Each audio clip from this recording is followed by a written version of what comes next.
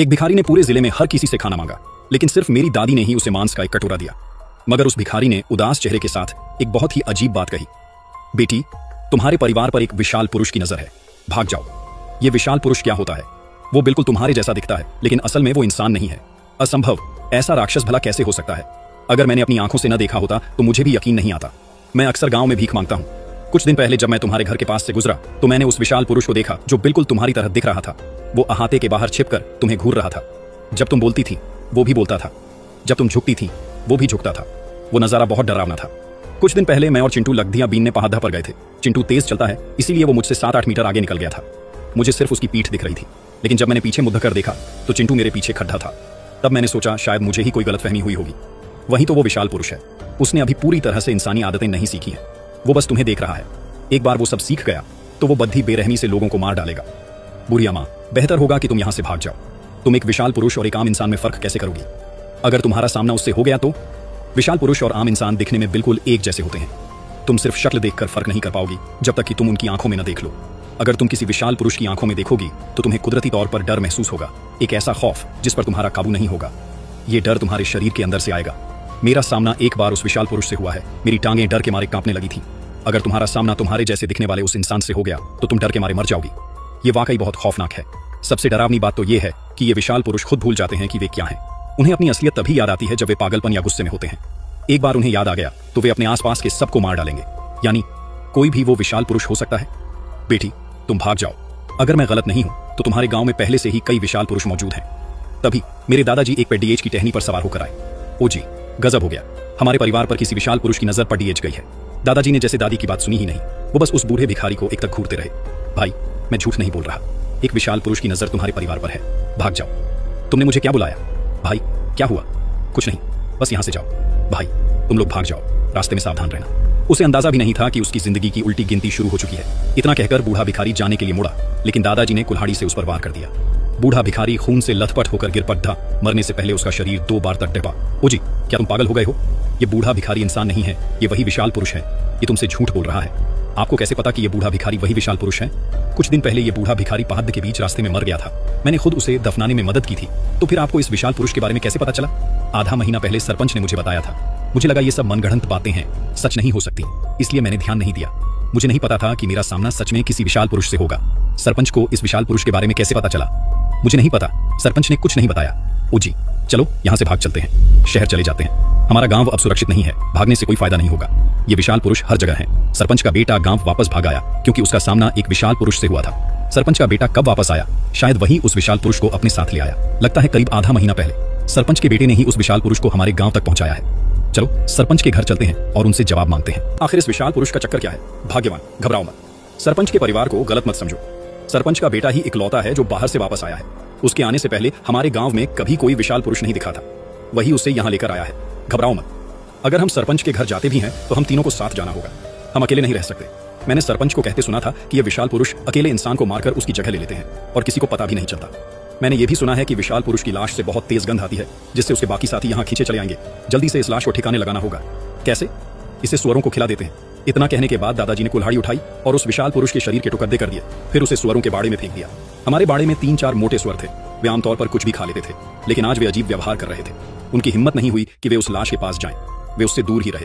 ये वाकई अजीब था कि सुअरों ने उसे नहीं खाया। दादी की बात खत्म होते ही अहाते के दरवाजे पर शोर हुआ। सरपंच एक बकरी को लेकर अहाते में दाखिल हुए। सरपंच जी, आप यहाँ कैसे?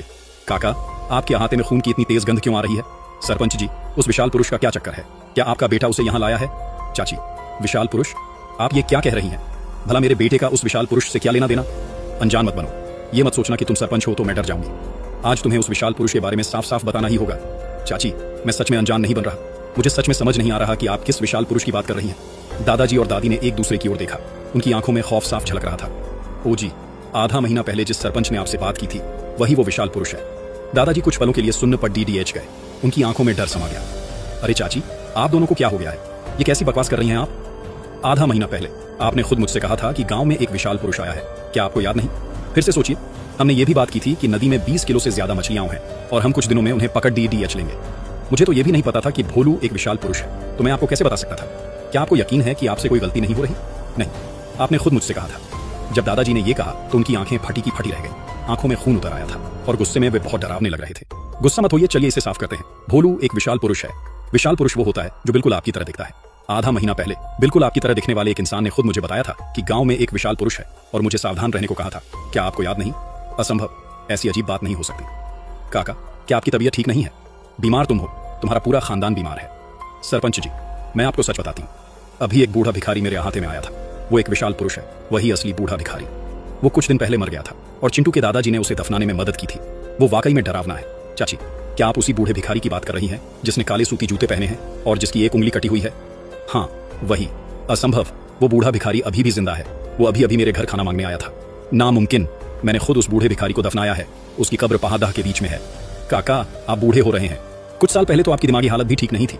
मुझे लगता है कि आप बीमार हैं, इतने बीमार कि अब आप बहकी बहकी बातें करने लगे हैं। मैं कोई बहकी बात नहीं कर रहा। अगर यकीन नहीं आता तो चलो मेरे साथ पिछले पहाड़ पर, मैं कब्र खोद कर दिखा दूंगा। वो भिखारी वहीं दफन है। ठीक है, चलिए पिछले पहाड़ पर चलकर देख लेते हैं। लेकिन जैसे ही दादाजी ने उस भिखारी की कब्र खोदी, उन्होंने एक ऐसा मंजर देखा जिसे वे कभी नहीं भूल पाएंगे। कब्र में सिर्फ कपड़े का एक फटा हुआ टुकड़ा था। वहां वो बूढ़ा भिखारी था ही नहीं। दादाजी डर के मारे एकदम पीले पड़ गए। ये तो नामुमकिन है, मैंने खुद उसे दफनाया था। वो बूढ़ा भिखारी गायब कैसे हो गया? चाची, मुझे लगता है काका बीमार हैं, वे बस बेकार की बातें कर रहे हैं। लेकिन वो बूढ़ा भिखारी आज सुबह मेरे घर आया था। उसने ये भी कहा था कि गांव में एक विशाल पुरुष है। कहाँ है वो बूढ़ा भिखारी? मुझे नहीं पता। भीख मांगकर वो चला गया। जब दादी ने ये कहा तो उनके चेहरे पर घबराहट साफ दिख रही थी और सरपंच को तुरंत अंदाजा हो गया कि कुछ गड़बड़ी है। चाची, कहीं आपने उस बूढ़े भिखारी को मार तो नहीं दिया? मुझे आपके अहाते में खून की महक आई थी। नहीं नहीं, वो भिखारी तो चला गया। चाची, अब मैं चलता हूँ। इस बकरी के पैसे आपको मिल गए हैं। सरपंच जी, आप मुझे ये बकरी क्यों दे रहे हैं? चाची, क्या आपकी भी तबीयत खराब हो गई है? आप भूल गई? कुछ दिन पहले जब आपने मुझे शहर जाने को कहा था, तब आपने मुझसे एक बकरी लाने की फरमाइश की थी। आपने मुझे पैसे भी दिए थे और कहा था कि चिंटू बहुत कमजोर हो गया है, उसे ताकत के लिए बकरी का दूध चाहिए। सरपंच जी, मैंने कभी बकरी लाने को नहीं कहा। उस विशाल पुरुष ने ही आपको इसे खरीदने को कहा होगा। तो फिर मुझे वो पैसे कहां से मिले? कुछ दिन पहले मेरे पैसे चोरी हो गए थे। मुझे अब तक चोर का पता नहीं चला। अब जब मैं सोचती हूँ तो लगता है कि वो विशाल पुरुष घर के अंदर आया होगा और मेरी आंखों के सामने से पैसे ले गया होगा। चाची, क्या ये सच में इतना अजीब है? हाँ, हमारे गांव में उथल पुथल मची हुई है। किसी को नहीं पता कि इस विशाल पुरुष का क्या माजरा है। अगर ये सच है तो मुझे गांव के हर इंसान को सावधान करना होगा ताकि वो विशाल पुरुष उन्हें नुकसान न पहुंचाए। सरपंच की बात खत्म होते ही एक अजीब नजारा सामने आया। दूर से एक इंसान हमारी तरफ आता हुआ दिखा जो बिल्कुल मेरी दादी जैसा लग रहा था। वो पहाड़ से नीचे उतरा और देखते ही देखते जंगलों में गायब हो गया। क्या ये वही खौफनाक विशाल पुरुष था? सरपंच जी, अब हम क्या करें? चलो घर चलकर छिप जाते हैं। कल सुबह जल्दी गांव के मुहाने पर मिलेंगे और तय करेंगे कि क्या करना है। जब हम घर पहुंचे अंधेरा हो चुका था। भाग्यवान, तुम बहुत परेशान हो। जब तक इस विशाल पुरुष का मसला हल नहीं हो जाता, मैं ऐसे नहीं जी सकता। मुझे हर वक्त लगता है कि वो हमारे परिवार पर नजर रख रहा है। क्या हमें यहाँ से भाग जाना चाहिए? वो विशाल पुरुष बहुत खौफनाक है। हम भाग कर भी कहाँ जाएंगे? काश हमें उनकी कमजोरी पता होती। दादाजी की बात अभी खत्म भी नहीं हुई थी कि मेरे छोटे दादाजी गड्ढा गाड़ी लेकर अहाते में आए, जिस पर मेरा अजन्मा बच्चा लेटा हुआ था। छोटे भाई, अचानक यहाँ कैसे आना हुआ? हमारे पिताजी परसों रात पलंग से गिर गए थे। उनके सिर में चोट आई है और अब वे लकवाग्रस्त हो गए हैं, बोल भी नहीं पा रहे। मुझे डर था कि अगर उन्हें कुछ हो गया तो तुम उनसे बात भी नहीं कर पाओगे, इसलिए मैं उन्हें कुछ दिनों के लिए यहाँ ले आया हूँ। छोटे भाई, जब जायदाद का बंटवारा हुआ था तो हमने तय किया था कि जो पिताजी का घर लेगा वही बुढ़ापे में उनकी सेवा करेगा। तुमने पिताजी का घर लिया है। समझ लो, यहाँ खेल सिर्फ डर का नहीं, शक का है, क्योंकि इस गांव में असली इंसान कौन है ये कोई नहीं जानता। और सबसे खौफनाक बात, शायद वो विशाल पुरुष अभी भी हमारे बीच है और अगला नंबर किसी का भी हो सकता है। अगर तुम जानना चाहते हो कि आगे क्या हुआ, कौन असली निकला और कौन नकली, तो अभी चैनल को सब्सक्राइब करो, वीडियो को लाइक करो और कमेंट में लिखो पार्ट 2 जल्दी लाओ, क्योंकि अगला हिस्सा तुम्हारे दिमाग के साथ खेल जाएगा।